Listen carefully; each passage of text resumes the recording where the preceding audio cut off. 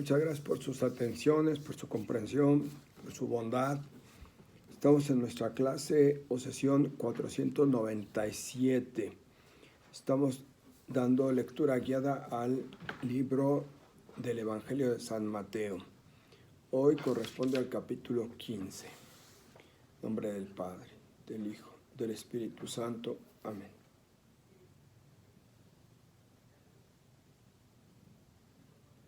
Permitamos que el silencio ore por nosotros para que sea el Espíritu Santo quien, con gemidos inenarrables desde nuestro interior, diga a nuestro Padre cuánto le amamos. Amén. Capítulo 15, San Mateo. Entonces unos fariseos y letrados de Jerusalén se acercaron a Jesús y le preguntaron: ¿por qué tus discípulos quebrantan la tradición de los mayores, pues se lavan las manos antes de comer? Él les respondió: ¿y por qué ustedes quebrantan el precepto de Dios en nombre de su tradición? Pues Dios mandó: sustenta a tu padre y a tu madre. El que abandona a su padre o a su madre debe ser condenado a muerte.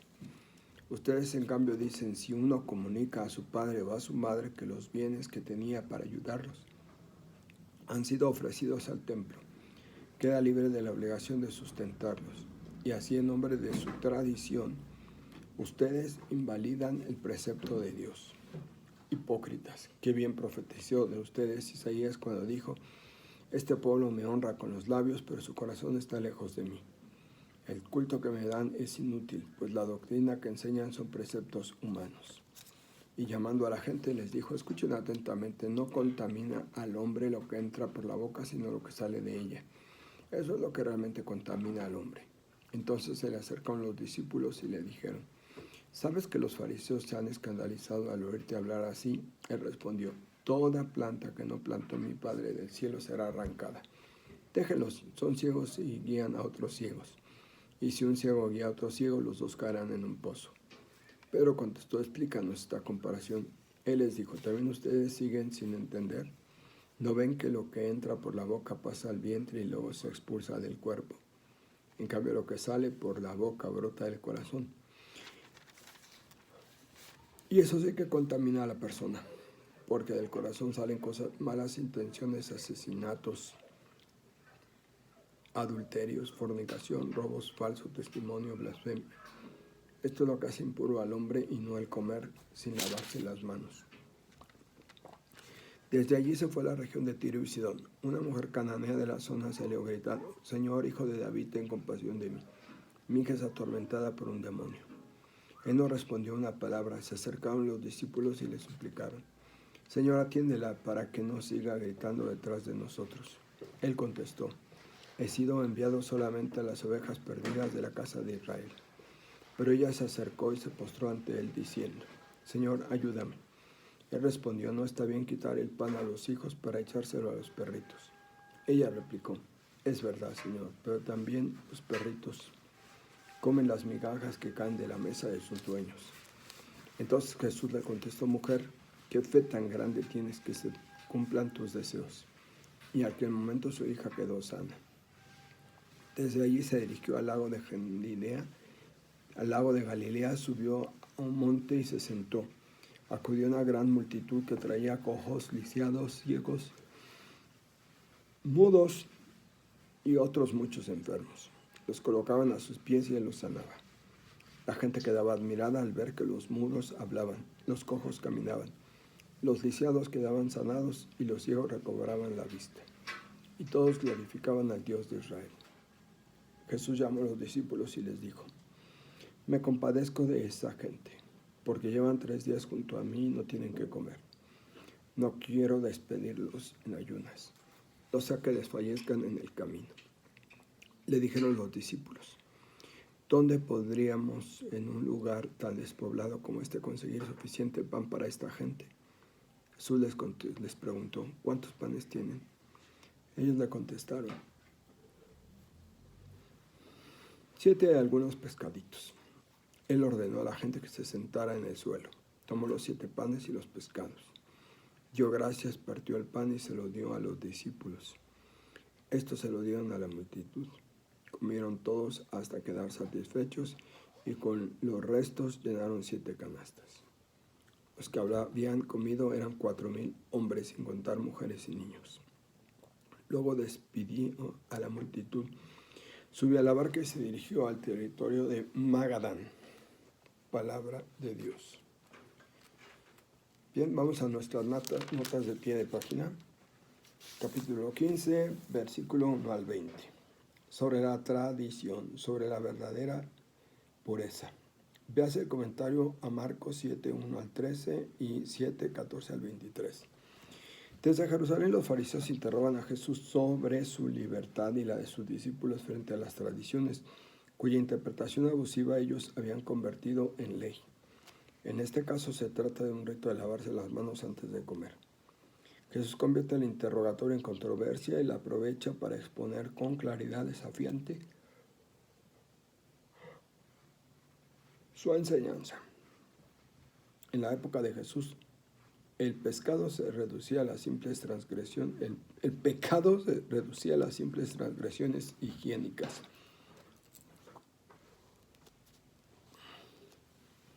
Alimentarias y étnicas. Primero les responde con una gran pregunta que desenmascara la aberración a que habían llegado en su manipulación de una ley tan fundamental del Decálogo como es la de proveer sustento al padre y a la madre.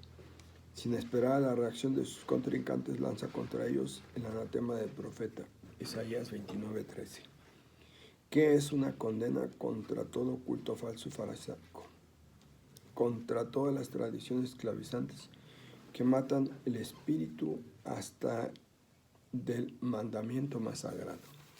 A continuación, dirigiéndose a la multitud, versículo 10 siguiente, vuelve a la pregunta inicial de los fariseos y expone su nueva enseñanza con la comparación sobre lo que de verdad contamina o no a la persona.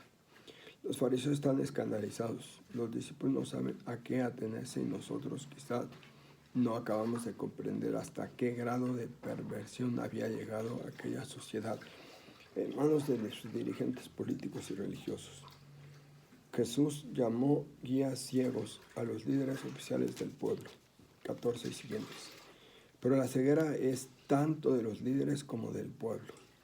Caminan juntos como dos ciegos sin que el uno pueda ayudar al otro.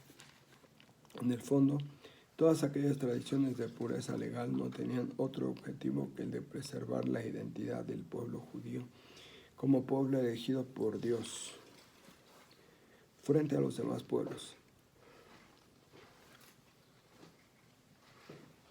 Y esto es en realidad lo que ataca a Jesús, yendo a la raíz de lo que hace a la persona pura e impura, digna o indigna ante Dios. Lo que sale de su corazón se traduce en acciones, no la clase de alimentos que entra por la boca. Capítulo 15, versículos 21 al 28. La fe de una mujer cananea. Mateo sitúa a continuación este relato para ilustrar la enseñanza anterior de Jesús. Se trata de una mujer pagana, por tanto, según la mentalidad religiosa judía, una mujer excluida e impura. El escenario se sitúa en la zona de Tiro y Sidón, tierra extranjera. Tras los gritos de angustia de la cananea, Señor, ayúdame, versículo 25, expresión de una fe que surge de la pureza del corazón, se entabla un diálogo entre Jesús y la mujer en presencia de los discípulos, quienes querían despedirla como a una intrusa que no merecía la atención del maestro. Este episodio nos plantea un dilema. A Jesús no parece interesarle la suerte de los que no pertenecen étnicamente al pueblo israelita. Sin embargo, esta escena hay que interpretarla desde las claves misioneras y culturales que nos proporciona el Evangelio. Las aparentes objeciones de Jesús a realizar el milagro reflejan en realidad las objeciones de la comunidad cristiana representada aquí por los discípulos, para la que escribe Mateo su Evangelio y que no acaba aún de digerir la presencia en su seno de creyentes convertidos del paganismo. Es como si Jesús pusiera objeciones para después negarlas con el milagro. El exclusivismo de la pureza racial, de su herencia judía, aún pesaba mucho sobre aquellos judeocristianos de las primeras generaciones. Pero el don de la fe no conoce fronteras de raza, cultura o condición social. Con este milagro y la alabanza pública de la fe de esta mujer, Jesús está señalando la nueva comunidad universal que ha venido a inaugurarse como alternativa a todos los exclusivismos de su tiempo y de nuestro tiempo. Capítulo 15, versículos 29 a 31. Múltiples acciones. El sumario que presenta Mateo a continuación tiene como escenario un monte, lugar preferido por el Evangelio para las revelaciones de Jesús. El contexto sigue siendo el mundo pagano, es decir, los hombres y mujeres necesitados de todos los pueblos y de todos los tiempos, para quienes el reinado de Dios trae la liberación definitiva. Liberación que Mateo resume en el júbilo de la muchedumbre, que comprueba admirada cómo los mudos hablan, los cojos andan y los ciegos ven. Versículo 31. El evangelista ve en el poder sanador de Jesús el cumplimiento de las profecías de Isaías. Isaías 35, 56. Donde el profeta describe en un himno de alegría el regreso de los exiliados a la patria, donde les espera la redención y el gozo de la presencia del Señor. Isaías solo canta la marcha, no describe la instauración del nuevo reinado. El evangelista anuncia ya la presencia de la gloria de Dios y su reinado en la persona de Jesús. Y finalmente, capítulo 15, versículos 32 al 39, da de comer a 4,000. ¿Hubo en realidad una segunda multiplicación de los panes? Lucas y Juan solo hablan de una. Mateo, al igual que Marcos 8, 1 al 10, nos refiere 2. Pero más que de duplicación del hecho milagroso, habría que hablar de extensión de su significado. El nuevo auditorio que se ha reunido a los pies de Jesús en el monte. Los paganos también, ellos al igual que la muchedumbre judía de la primera multiplicación. Capítulo 14, versículo 13 al 21. Han sido llamados a participar del banquete mesiánico, simbolizado en la abundancia del pan ofrecido y partido y repartido. El relato de Mateo, dirigido a una comunidad cristiana mixta, pone en manifiesto la única razón que les había convocado a sentarse a la mesa del Señor como una sola comunidad de hermanos y hermanas. No la raza o la presencia religiosa, sino la compasión de Jesús. Se compadeció, capítulo 14, versículo 14. Me compadezco de esta generación. Me compadezco de esta gente. Versículo 32. Bien, aquí continuamos con la gracia de Dios.